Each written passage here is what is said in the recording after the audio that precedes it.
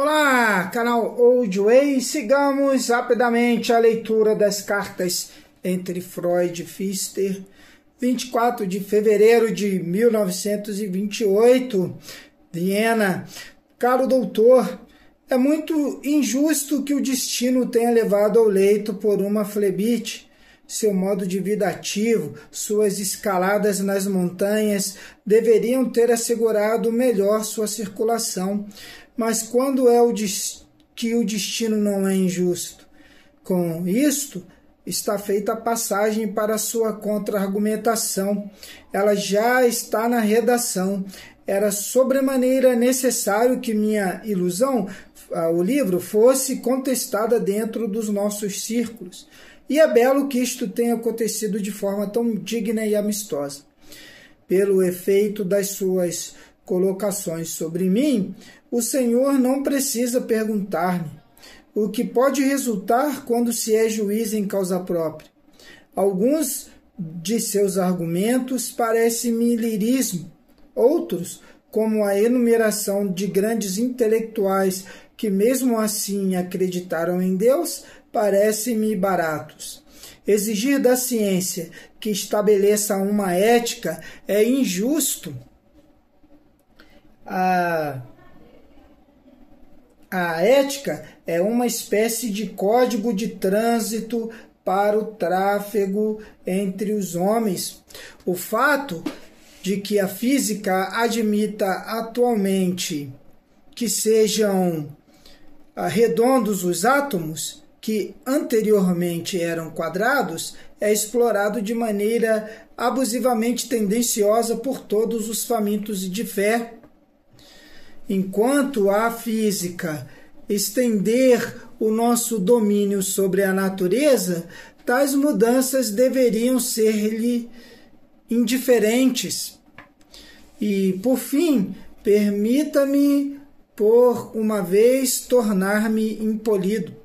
Por que diabos o Senhor une tudo o que experimentamos e o que devemos esperar na vida ao seu postulado de uma ordem moral universal? Fico curioso em sabê-lo, mas não está obrigado a responder. Passei a Entigon sua carta muito amistosa para H. Ela condiz honrosamente com seu coração, apenas que me lembra a última troça de Heinrich Heine, meu companheiro de ateísmo. Esta expressão também é dele, que, quando o clérigo garantiu-lhe que Deus o perdoaria, respondeu: por certo que ele me perdoará, é seu trabalho. Se eu conseguisse enfrentar um opositor teimoso como H, do modo como o Senhor o fez, eu ficaria orgulhoso. Mas o Senhor tem de agir assim, e isto me incomoda. Tenho pouca fé em que o Senhor consiga algo com aquele cabeça dura. Além disso, fica patente como é difícil clarear fatos de modo indubitável, mesmo quando se trata de pessoas tão decentes como o Senhor, e certamente como também H. De modo algum ele deve voltar a ser presidente do grupo. Agora chega de reflexões profundas. Estou regredindo para a pressuposição tola, mas genericamente aceita, da onipotência dos pensamentos. E lhe desejo rápidas melhoras e ressurreição. Cordialmente, seu Freud. Cartão postal. Caro doutor, felicito por esta prova de força. Também estive há poucos dias no Monte Rax, que há alguns decênios eu costumava escalar 3 vezes por semana. Desta vez, porém, subi com a ajuda do teleférico. Assim, tudo passa e os tempos mudam. Cordialmente, seu Freud. Pfister a Freud. Impressionou-me bastante a postura da Revista Psicanalítica Internacional no debate sobre o futuro de uma ilusão. Essa carta de Zurique, 16 de novembro de 1928. Esta imparcialidade teve um efeito dignificante.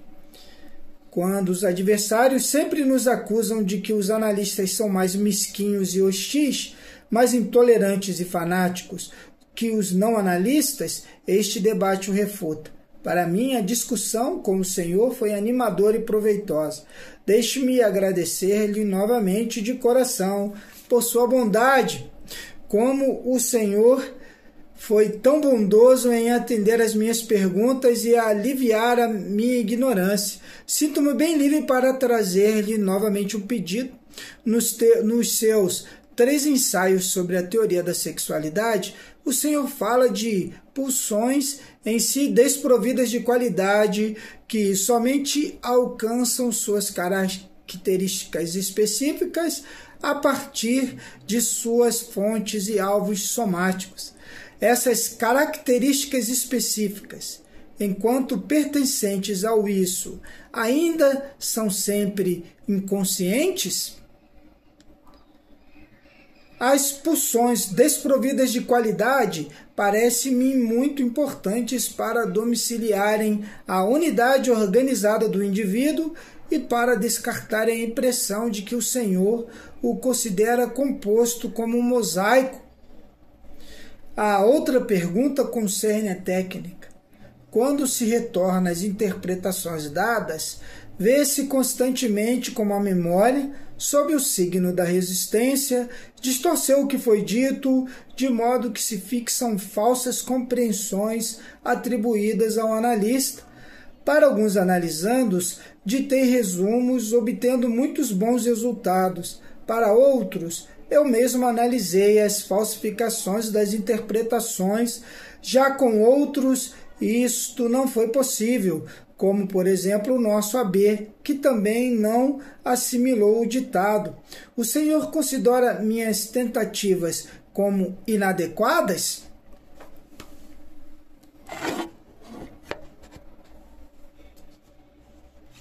Viena, 25/11/1928. Caro doutor, na sua carta, no geral tão gratificante, um ponto deixou-me perplexo, que o Senhor tenha achado algo inesperado e digno de reconhecimento a atitude da Revista Internacional na questão da ilusão, redação e editor. Afinal, em tal tolerância não há nenhum mérito. Nos 2 trabalhos que me foram enviados recentemente pela editora, dos quais um com a cópia da sua discussão, pude ver com satisfação que grande parte do caminho da análise podemos trilhar juntos. A súbita ruptura de pensamento, não do pensamento analítico, mas do científico, quando se chega a Deus e a Cristo, eu a tomo como uma das inconsequências da vida, logicamente insustentáveis e compreensíveis apenas pela psicologia. Em geral, não dou valor à imitação de Cristo, a uma expressão psicológica tão profundamente embasada como "os teus pecados estão perdoados, levanta e anda", contrapõe-se outras em grande número condicionadas nada mais que por seu tempo, psicologicamente impossíveis, inúteis para a nossa vida. E até a expressão anterior provoca uma análise. Se o doente tivesse perguntado: "De onde você sabe que meus pecados foram perdoados?", a resposta só poderia ter sido: "Eu, o Filho de Deus, os perdoo a ti". Portanto, na realidade, é um convite à transferência sem barreiras. Imagine, pois, o Senhor que eu dissesse a um doente: "Eu, o professor catedrático titular Sigmund Freud, perdoo-lhe os pecados". Que vergonha no meu caso! Mas, para o outro caso, porém, vale a frase de que a análise não se satisfaz com um resultado de sugestão, mas examina a origem e a legitimidade da transferência. Das suas 2 perguntas, a primeira me é incompreensível. Não sei o que a ausência de qualidade das pulsões parciais tem que ver com a questão consciente ou inconsciente. Também nunca entendi anteriormente o que o Senhor chama de mosaico, nem por que o teme. A segunda pergunta posso responder com toda certeza que tais tentativas de fixar intelectualmente os resultados da análise não têm nenhum valor técnico, como a experiência frequentemente tem mostrado. Seu relato sobre o caso mal-sucedido reanima um problema interessante. Realmente pode ocorrer que, ao contrário da ordem habitual, não seja o mal, o inadequado pulsional que seja recalcado, mas antes a consciência, a melhor compreensão, o mais nobre. Dinamicamente, parece não haver nenhuma dificuldade nisso, mas deve depender de condições especiais que não foram estudadas. Não sei se o senhor adivinhou a ligação secreta entre a análise laica e a ilusão. Na primeira, quero proteger a análise dos médicos. Na segunda, dos sacerdotes. Quero entregá-la a uma categoria que ainda não existe, uma categoria de cura de almas seculares, que não necessitam ser médicos e não podem ser sacerdotes. Cordialmente, seu velho Freud. Pfister a Freud. Permita-me, por favor, voltar à sua observação de que os analistas desejados pelo Senhor não podem ser sacerdotes. Parece-me que a análise como tal precisa ser uma atividade puramente secular. Em sua essência, ela é privada e não fornece valores diretamente. Em inúmeros casos, eu também não fiz nada diferente do que realizar este trabalho negativo e nunca foi falada uma só palavra sobre religião. O samaritano misericordioso também não fez nenhum sermão, e seria de mau gosto querer que a cura bem-sucedida fosse paga posteriormente por meio de obrigações de fé. Como o protestantismo suspendeu a diferença entre laicos e sacerdotes, assim também a cura de almas deve ser desclericalizada e secularizada. Até o mais devoto tende a admitir que o amor de Deus não corresponde somente àquilo que traz consigo um cheirinho de incenso. Contudo, parece-me que não só crianças, mas também adultos, muitas vezes têm um anseio por valores de vida positivos, de ordem intelectual, por visão de mundo e ética, e a psicanálise não os pode dar, como Hartmann recentemente desenvolveu de modo tão belo. Muitos já necessitam de ponderações éticas para a resolução de conflitos morais patogênicos, que eles não querem simplesmente regular pela via da transferência. A rigor, se o pastor não puder analisar, não o poderia fazer também nenhum cristão e nenhuma pessoa religiosa e eticamente alicerçada. Mas o Senhor mesmo ressaltou que a análise é independente da visão de mundo. A descrença é simplesmente uma crença negativa. Não creio que a psicanálise ponha de lado a arte, a filosofia, a religião, mas que ajude a purificá-las. Perdoe um velho aficionado pela arte, fã da humanidade, servo de Deus.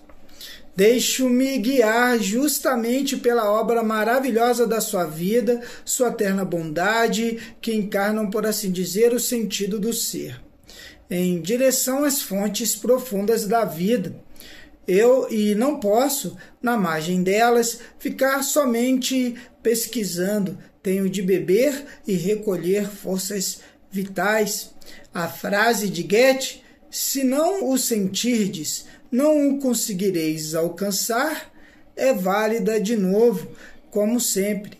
Meu professor de ginásio, mais talentoso, definia a música como um guinchar lamentoso. Eu não queria convertê-lo, mas me refazia com Beethoven e Schubert. No fundo, o Senhor serve ao mesmo sentido de vida que eu e age como se houvesse um sentido de vida e de mundo. Eu posso apenas, com minhas escassas forças, incorporar seus admiráveis desenvolvimentos e forças de cura analíticas àquele esquema acima argumentado. O Senhor realmente quer excluir um sacerdócio, entre aspas, assim entendido, da atividade analítica?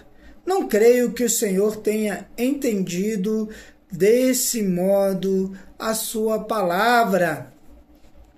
Vamos à última carta do vídeo de hoje, Viena, 16 de fevereiro de 1929. Caro doutor, falei com Ana sobre uma possível participação no congresso em Helsingor e achei-a pouco inclinada. Seus motivos parecem-me bons. Nestes dias, ela tem uma palestra em Frankfurt. Vai comigo a Berlim em março e em abril se encontrará com Eitingon, Jones e Ferenczi em Paris. E, obviamente, não pode perder o congresso em Oxford em julho. Assim, facilmente se compreende que, para este ano, ela está saturada de viagens e não quer comprometer ainda mais o verão depois de uma temporada tão extenuante. Seria diferente com Eichhorn. Mesmo que ainda não tenha falado pessoalmente com ele, penso que ele poderia viajar, mas sei que ele é funcionário com orçamento apertado e não poderia assumir os custos de tal viagem. Então me pergunto se o senhor não superestima a importância deste congresso e do posicionamento deste frente à análise. Numa hipótese, eu mesmo viajaria a Helsingor, apesar de toda a minha debilidade, se o senhor conseguisse convencer o príncipe Hamlet em pessoa para uma palestra na qual ele reconhecesse que sofreu de complexo de Édipo, o que muitos não querem acreditar. Mas isto nem mesmo o senhor conseguiria, e assim posso ficar em casa. Minha observação de que os analistas da minha fantasia futurista não deveriam ser sacerdotes, não sou muito tolerante, isto eu admito, mas queira considerar, falei de um futuro distante. Na atualidade também os médicos são-me admissíveis, porque não são os sacerdotes. O senhor também tem razão em alertar que a análise não fornece uma nova visão de mundo, mas ela não o necessita, pois repousa sobre a visão de mundo científica comum, com a qual a religiosa permanece incompatível. Para esta última, porém, não é essencial se ela vê o ideal para o agir humano em Cristo, Buda ou Confúcio e os recomenda para imitação. Sua essência são as ilusões piedosas de providência e ordem ética do mundo que contradizem a razão. O sacerdote fica amarrado a representá-las. Naturalmente, a gente pode fazer o uso do direito humano de inconsequência, andar um trecho com análise, então fazendo uma parada, por exemplo, como Charles Darwin, ir regularmente à igreja aos domingos. O anseio dos pacientes por valores éticos é digno do meu respeito e não vejo nenhum problema nisso. A ética está fundada sobre as inevitáveis exigências do convívio humano, não sobre a ordem mundial extra-humana. Não creio que eu me comporte como se houvesse um sentido de vida e de mundo. Isto está pensado amigavelmente demais. Lembra-me sempre do irmão que queria de qualquer modo ver em Natan um cristão. Eu nem de longe sou Natan, mas também não posso evitar de continuar sendo bom para o Senhor. Muito cordialmente, seu Freud. Carlos Borges, Old Waycast na antiga estrada, moda antiga. Cartas entre Freud e Pfister. Até o próximo vídeo.